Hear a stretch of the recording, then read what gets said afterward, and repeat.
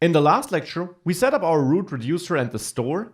Now I want to use that store and not just output it with this console log statement, but also dispatch an action.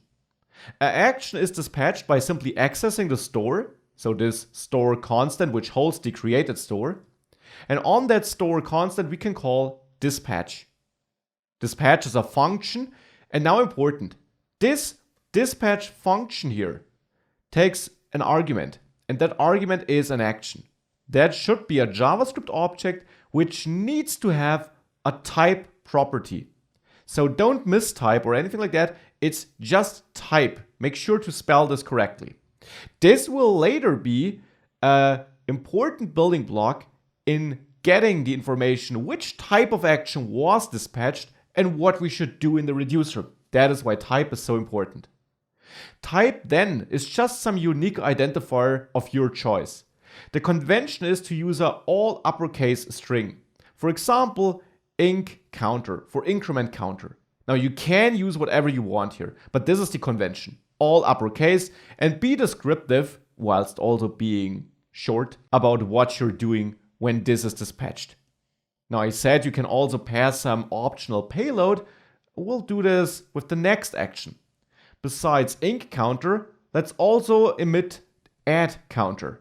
Now inc should increase it by 1, so we don't need to pass any extra information, but add counter should actually add a specific number to the counter, and that value needs to be passed along with the type.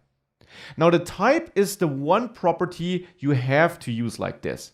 You can add any other properties you want to this object now.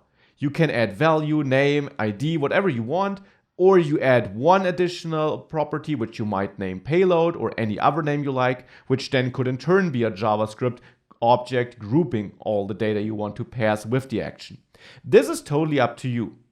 I'll not pass a payload object because I only want to pass one other field of information. I'll name it value, but again, the property name is totally up to you. And I'll set value to 10 because I want to increase the counter by 10. And of course you can pick any number. So now we're dispatching two actions. What do you think does this do to our store? Let's console log store get state here. And before we execute this, I want you to guess what will now be our state, our counter in the state. What will it now be? So, do you have an opinion? Let's find out. Let's rerun node redux-basics.js. And let's see what it spits out. We get counter 0 twice. The first is from the first console log statement right after creating the store. The second stems from this console log statement, which refers to when we dispatched our actions. So here, we still have a counter of 0. Did you think we would have a counter of 11 here? Because we incremented by 1 and then added 10? Now, this would somehow be expected, but of course we haven't added any logic to react to these different action types. We could have also dispatched something. It wouldn't matter because we don't listen for the action type anywhere. This is what we'll now add. In our reducer, we get the action as a second argument. So of course, we can react to different types of actions. We can add a if statement and see if action.type, and we know that a type property will be there because I said that it is mandatory on every action we dispatch. So we can check if action type is, for example, inc counter. If it is, inside of the if statement, I want to return something else. Now here, one important thing. You don't set state counter ++, which would increment it, and return state, because this is not immutable. You're mutating the original state here.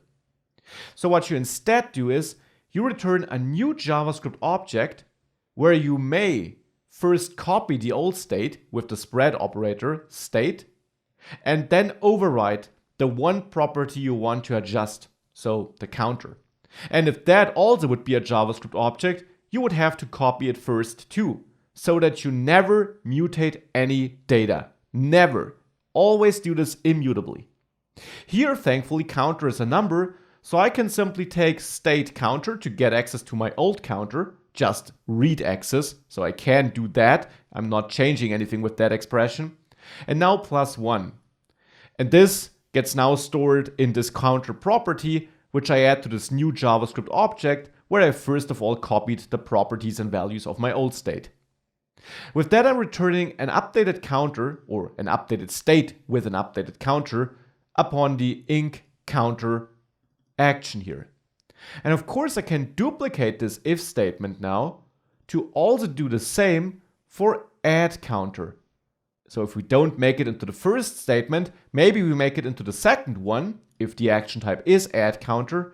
Here, however, I don't want to add 1, I want to add action, and now it's value, because I specified a value property here in the object I dispatched. Now with this, we only return state if none of these two if conditions applies.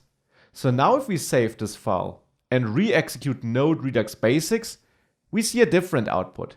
We get counter 0 for the first log, which is executed right after initializing the store. But after dispatching the two actions here, we actually get a different output for the second log, where the counter is 11 because we incremented it and we added 10 to it. This is now actions and dispatching of actions in action. However, one thing is still missing, the subscription. Let's take a closer look in the next lecture.